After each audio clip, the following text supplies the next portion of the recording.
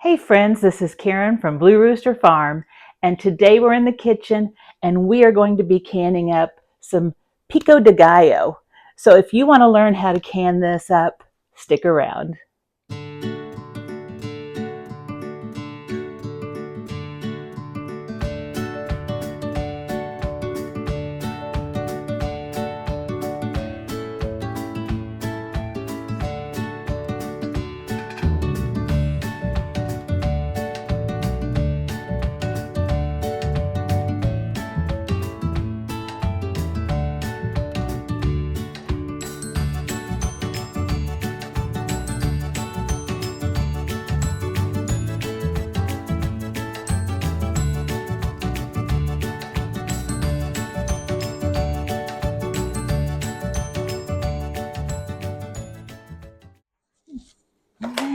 Hey friends, it is a hot day today.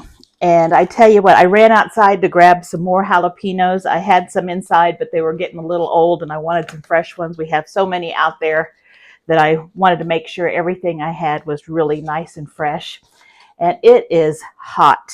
So I am so glad we're inside today and we have air conditioning. This is a perfect day to be inside.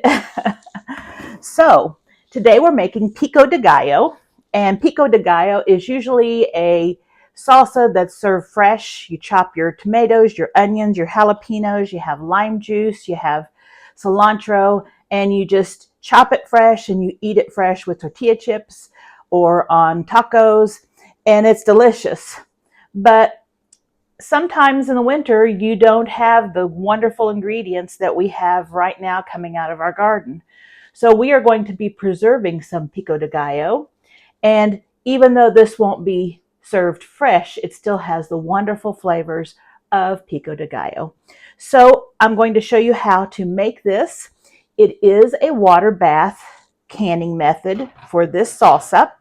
And I have a lot of people that are asking now about steam canners. And the steam canners have only, well, this kind of steam canner has only been around for just 4, 5, 6 years.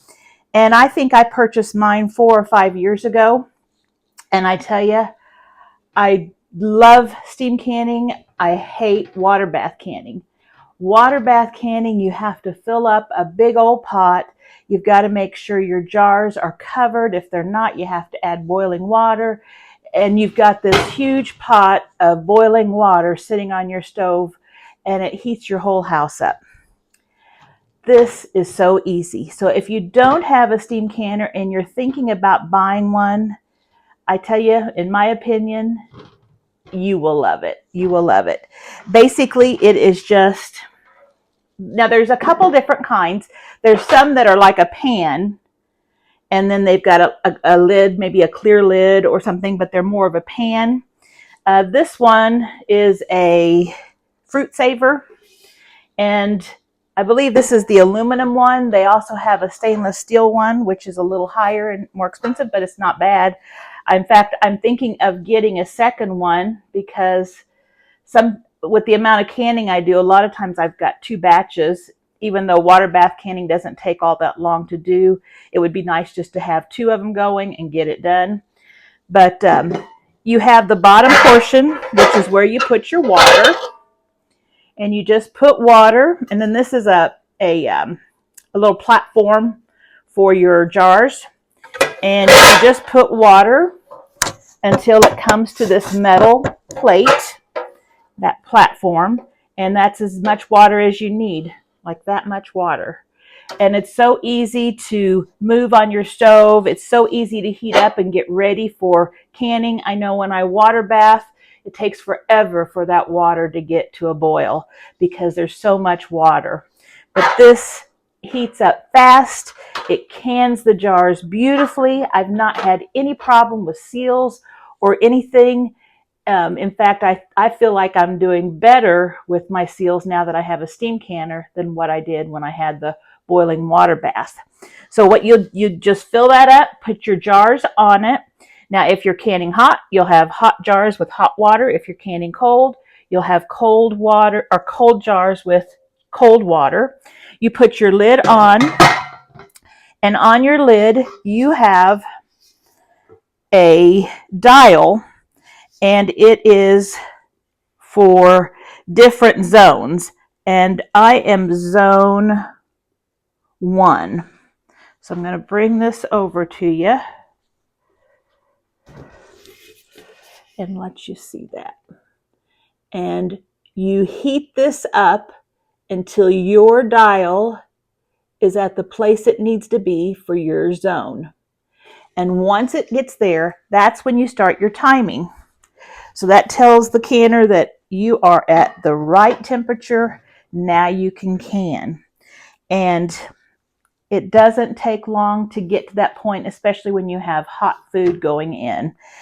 And then you can it. Once you're done, once your time is up, I let mine stay in there for about 10 minutes to acclimate to the temperature.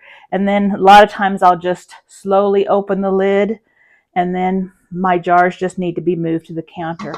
But if you are thinking of buying a steam canner, you will love it. I know you will love it. So just wanted to let you know, for those of you asking, this is a wonderful investment. They really aren't that expensive either. You can find them on Amazon. You can find them pretty much anywhere where you can buy canning supplies. And you follow the exact same directions as you do for water bath canning. That's the same direction, same time, same amount, same headspace, everything. So I'm going to go ahead and put a little water in this. And, well, I'm going to wait. So I'm going to set this aside, and then let's talk about how we're going to make this Pico de Gallo. So when I went to my pantry yesterday, I was going through and getting an inventory of everything I have down there, and I found that I only had 1 jar left of my Pico de Gallo. And so I wanted to add more to my pantry, and we use this a lot, so I knew that we could use a lot more for this year too. People ask, what do you do with it? It's a great salsa. It's a really good salsa. It's also good to add to soups. It's good to add to casseroles, any place you want to have tomatoes and onions and peppers and have a kick. This is a great sauce. This recipe is from Healthy Canning, which is an online site. They say that this recipe is from Ball, so it is a tested recipe. Now, I have not made this recipe. I used a different recipe for this, and number one, I wasn't sure which recipe I used, and number two, it probably wasn't from Ball or a tested recipe. It was probably something, but it was perfectly safe. And when I looked at the recipe, I knew that there was enough acidity to be fine, but I'm sharing with you a safe recipe from Ball. Okay, this one looks really good too. So this one asks for you to use Roma tomatoes. It wants you to use jalapeno peppers, onions, cilantro, and that would be fresh cilantro or frozen. If you only have cilantro, dried cilantro, that's okay. But the fresh or frozen cilantro is going to have much better taste. So you might even want to add cilantro after you open your jar, and that way it would be even fresher. But you don't have to use cilantro. You can leave this ingredient out. I'm putting it in. I've frozen a lot of it, so we're good. It also uses lime juice, and that is the acidity that you're going to be adding, which is also in the tomatoes. So you're going to have quite a bit of acidity between the lime juice and the tomato. So that's what makes it safe for water bath canning and steam canning, that acidity. All right, so I'm going to tell you what we're going to do, and then I'm going to turn the camera off. I'm going to get my vegetables and things prepared, and then we'll come back and we'll mix it all together. So it wants us to take 2 pounds. Now I'm going to read you the single recipe. It wants us to take 2 pounds of Roma tomatoes, and you are to stem them, and it says to remove the seeds, and I think that is because some people think the seeds give bitterness. So if you want to remove those, that's fine. I will see how many I have in mine, and I'll take some out, but I'm not going to be picky about it. I've never removed seeds. I didn't remove them for this one, I don't believe, so I probably won't be particular about these. You do leave the skins on. They do ask you to leave the skins on. You're going to be chopping it up so fine, and that keeps it all together, and I think that's why. You're going to use a medium onion, and so I've got some large onions, and that'll be good for quadrupling the recipe. It says 1 jalapeno, which is not very much for all the tomatoes, and 2 tablespoons of cilantro, a half a cup of lime juice, and you want to use the bottled lime juice. You don't want to use fresh lime juice. We use that when we cook, and that's wonderful, but the bottled lime juice has the right acidity. You never know what kind of acidity you're going to have with fresh limes, so we always use the bottled when we're canning. And then a teaspoon of salt, so very easy. Tomatoes, jalapenos, onions, cilantro, lime juice, and salt. And it's an easy recipe to follow, easy recipe to make, and an easy recipe to can. So what I'm going to do is I'm going to take my veggies and I'm going to wash them up. And I've used this on many of my canning videos. You've probably seen this. I am going to be using this to chop both my tomatoes and my jalapenos. I'm going to use the small grid for the jalapenos and the onions, and then the larger grid for the tomatoes. And I think that will give it a great texture. And then, of course, the cilantro will just be chopped up nicely. All right, I'm going to go clean these up, get them prepared, and then I'll be right back. I have everything all chopped up and ready to go. The chopping is probably the most time-consuming thing, and when you have that little chopper, it went super fast. I do want to tell you that I changed my mind on the size of the tomatoes. I went ahead and made them small too, the same size as the onions and the peppers, so that they're all the same size.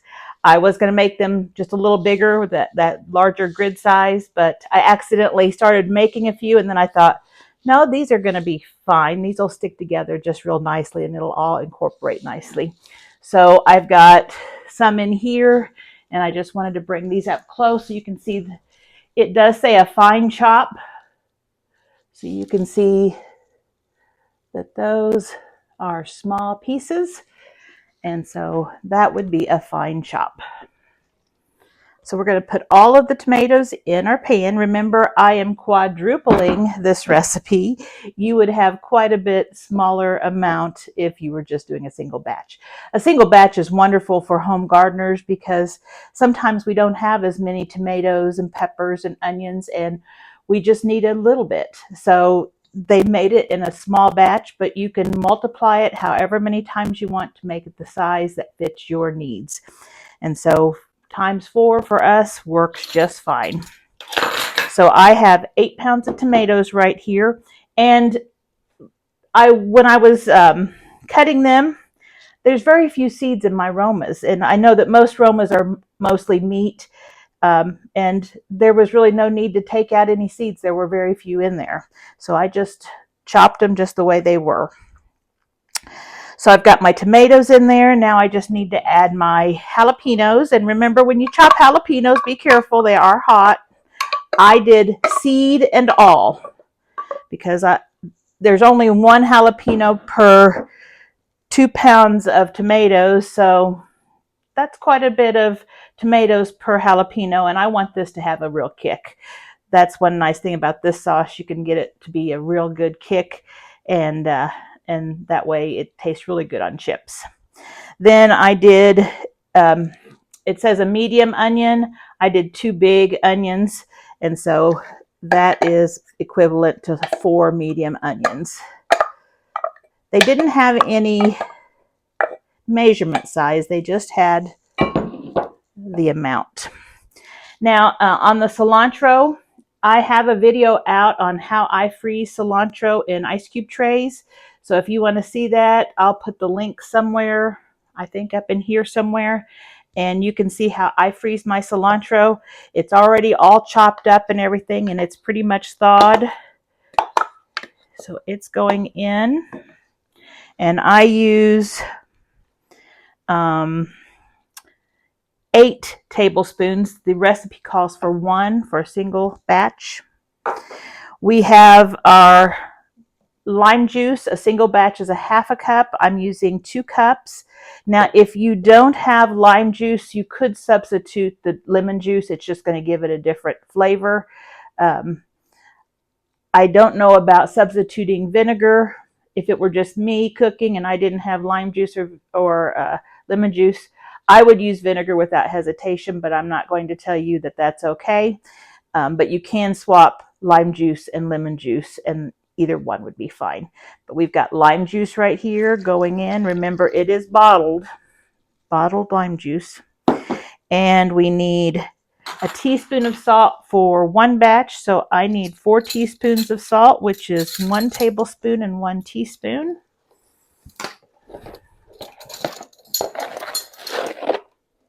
And I'm just using canning salt.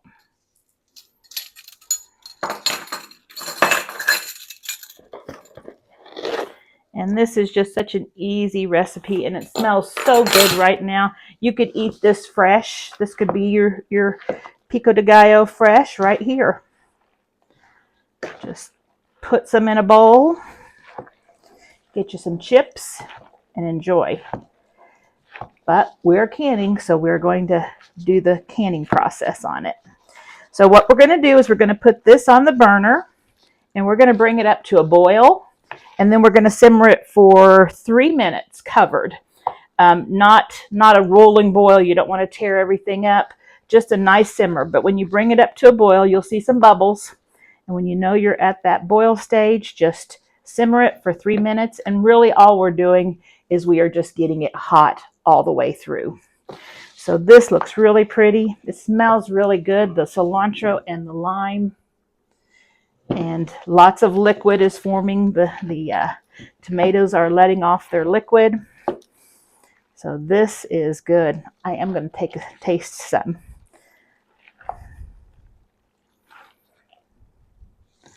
I'll use my little teaspoons here. I want to see what the heat level is. I don't have a jalapeno in there.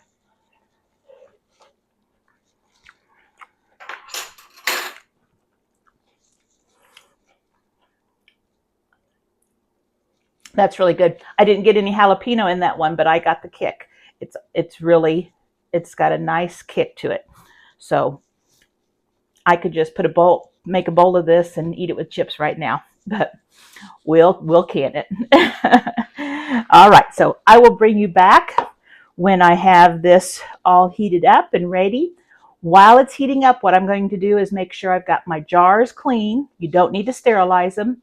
Make sure I've got my lids and my rings and all the equipment that I need laid out, because once this comes off the stove, we want to get it jarred up while it's hot and into the steamer.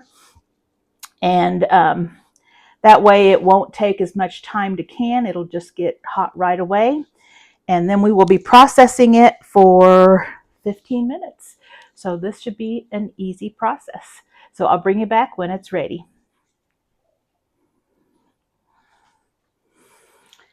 Pico de Gallo has come off the stove. It came to a boil. I simmered it for 3 minutes, and it is ready to be jarred up, and it smells fantastic in here. So I've got all of my jars out. I've got everything set up. You do not have to sterilize your jars. Remember, we are hot water or steam canning this for 15 minutes. So if you are doing it for at least 10 minutes, the jars and everything will be sterilized in the canning process. If you're doing it less than 10 minutes, you need to sterilize. So we are ready to jar this up. And before I forget, I will put a link to this recipe in the description. If you push more at the bottom of the video, you push more, it'll have some information down there, and I'll put a link to this recipe so that you can follow this recipe if you would like it. So what I'm going to do now is just jar this up. Now, because we have a lot of liquid at the bottom and we have the veggies floating at the top, I need to be careful to try to get a balance between veggies and juice so that all of my jars are pretty much the same. We don't want one jar to have all juice and another jar to have all the veggies. So we just have to be mindful of that. So usually I do kind of a scoop and then I do more of a juice and just go like that. And then I usually leave a little bit at the top, and I'll top them off here in a second. And that way I'll know, usually I have juice left, but that way I'll know what to add. If it's veggie, I'll add a little veggie to all of them. You are going to be needing a 1/2 inch headspace.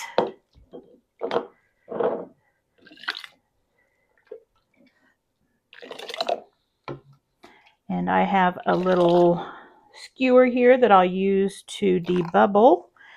These won't need too much of a debubble. The pieces are quite small.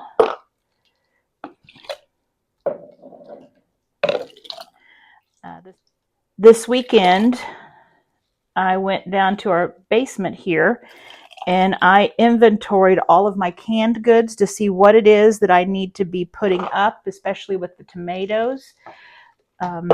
It's important that if you do have a large amount of canned goods, that you do an inventory, probably yearly, and you go through your jars. I kind of clean them off because of dust and stuff. Our basement is an old, unfinished basement, kind of like a cellar. It does have concrete floors and concrete walls, but it's very old. Our house was built in 1880s, so whether the basement was original or not, I don't know. But it does get dusty down there, so I go down, and my husband Andy helped, and we cleaned off the jars and we checked the seals. We made sure that everything down there looked good. A lot of things that we've had in canned up, if it was something we didn't care for and it's been down there for 5 years, we decided we're not going to eat it. Let's go ahead and toss it, and that way we can at least use the jars. And so we did that. And so we had some jars that we cleaned up and have now for this canning season. We found 1 or 2 old things that the seal had finally broken on it.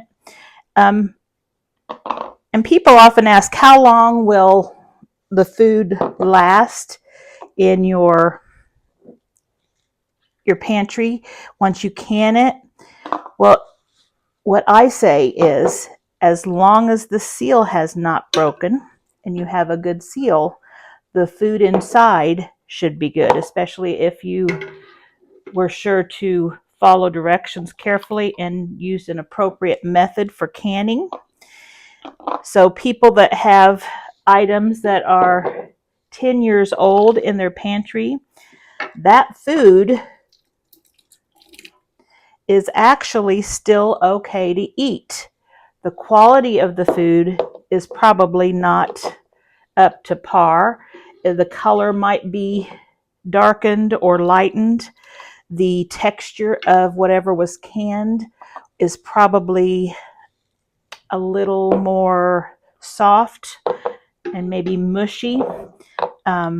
But some things like jams and pickles and things, they last for a really long time, as long as the seal is not broken. And that's probably one of the things that worries a lot of people with the canning lids these days, that some of them don't seem to be up to par like they used to. They're skimping on the amount of rubber that's being used, and so that a lot of times the seals don't last very long. They get hard, or the materials used in them become more rigid and the seals fail. So the rule of thumb is, if it's still sealed and it smells good, you should be fine. It's not going to go bad in the jar. It just might lose quality of the item. It's just like a canned food item on your shelf that you get from the grocery store. As long as the can isn't damaged, the food inside is good indefinitely. It's just that it's going to take on different colors or become a different texture, and it might not be as appealing, and it might lose some of its flavor. But the food is safe to eat. And so from what I've read, as long as the seals are good, the food inside is safe to eat. Whether you want to eat it or not, I don't know, but it is safe. All right, it looks like I can get one more jar. So I'm going to clean up another jar, and I'll be right back.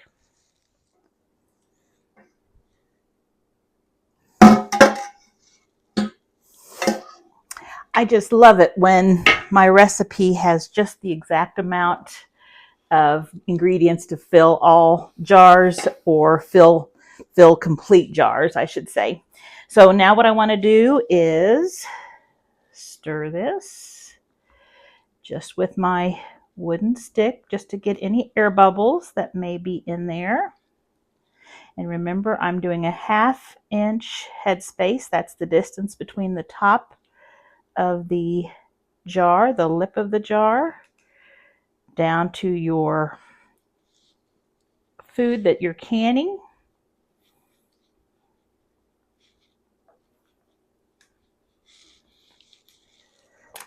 I'm going to grab a spoon. Got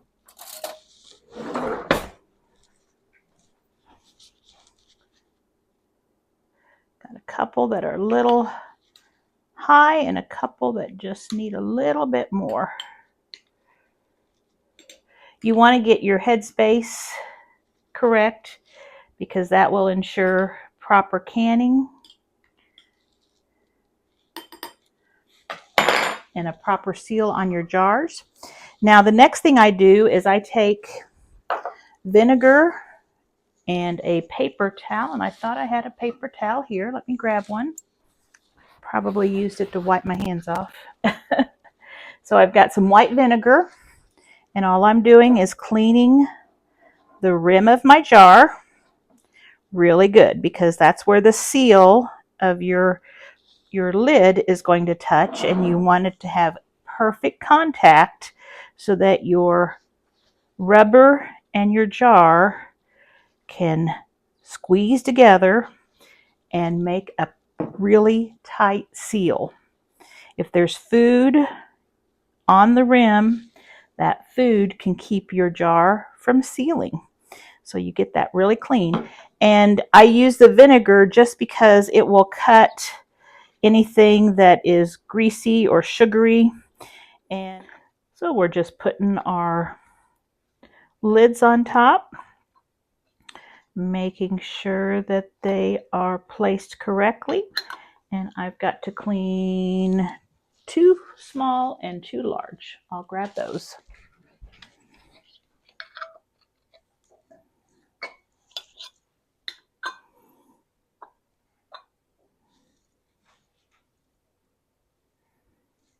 And then we need to put our rings on. Remember, rings go on fingertip tight. Make sure that the lid is all the way down. Sometimes if you cross thread, it may feel like it's tight, but it's not actually down on your lid. Sometimes I back off the jar a little bit and redo it, just to make sure that I've gotten the lid all the way down on the rim of the jar. So just like that. If you tighten them too tight, you have the chance of not allowing the air to escape the jar, and that could cause your cans to warp and bend, And if the pressure gets to be too much, it could also crack your jars and break your jars. So fingertip tight, that means tight but not wrenched down. They'll still find a way to get that air to release. All right. So then I'm just going to check and make sure I tightened all of them. And I did. And you should have, if you had a water bath canner, you should have had your water bath heating and ready to go. I've got my steamer hot, ready to go. I can get 8 jars on there, or 9, I forget on this one. So I'm going to have to do 2 batches. So I'll just split it in 2 and do 2 batches. We're going to bring it up to the right temperature on a water bath. You're going to bring it back up to boiling after you put your jars in. It should be boiling when you put your jars in, but bring it back up after your jars go in. Then once it's back to a nice rumble at the top, you'll just see the water boiling softly at the top. Once it's back to that, start timing for 15 minutes. You don't want your water to stop boiling in that time. You want it to always be nicely, gently boiling. You don't want it to be rough. If it's overly rough, you need to turn your heat down just a little bit. On the steam canner, you'll wait till the gauge gets to the certain point for your elevation. When it's at that point, then you'll start timing. At the end of 15 minutes for both steamer and water bath, you will turn off the heat. I recommend letting it set for 10 minutes. If you have the water bath, I would take the lid and set it askew so some of the steam could come out. On the steam canner, just leave it like that. Let it set for 10 minutes. Then after 10 minutes, remove the lid on both of them, and you can gently take them out and put them onto your counter. Be sure to have a towel or a mat or something not directly on your counter. That could cause them to break because the countertops are cold compared to the jars. Another thing on the water bath canner, if you put your jars in and the lids are still sticking out, you need to add boiling water until the water level is at least 1 or 2 inches. A lot of places recommend 2, 1 or 2 inches underwater. And that needs to be continuous through the whole time. So if you were boiling something, water bath canning something for a long amount of time, you'll need to keep an eye on your canner to make sure that you're not losing water and that you don't need to add more boiling water. Don't add cold water because that will just it'll just knock the temperature down in your pan and cause the boiling to stop. So you'll need to add boiling water if you need to add more water during the canning process. This one you shouldn't have to. It's only 15 minutes. Okay, I'm putting this in. When I'm done, I will show you a picture of them coming out. And well, actually, I'll show a picture of the things going into the canner, and then I'll show a picture of them coming out. So I will see you in a bit. Okay, one thing that I forgot to add when I was talking to you is that I always use the leftover vinegar in my water bath, whether it's the steam canner, the water bath canner, or my pressure canner, because if you have hard water, you probably see white, filmy stuff on the outside of your jars after canning, and that is just hard water stains, a lime, and you can use the vinegar to help keep that at bay. That just keeps the acidity high enough so that that lime won't stick to your jars. And I'm getting on this one, I can get another one, but I'm just going to put, it looks like 8 of them on here. And here's a close-up of one of those jars. And they are still warm and the canner's hot. So, but isn't that pretty? Doesn't that look nice? So these are going to be really good. I'm anxious to get these back on my shelf. So then I put my lid on.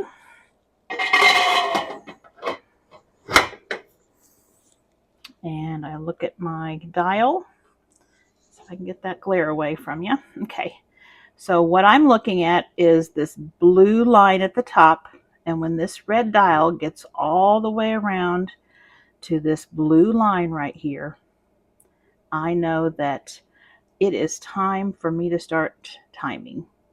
So when it gets there, I'll start my 15 minutes. All right. Let's see if I can get a good shot of this for you without the steaming up my lens. There we have the red dial right there where the blue and the green meet. I can show you right there. That means it is time to start timing. I'll set my timer for 15 minutes.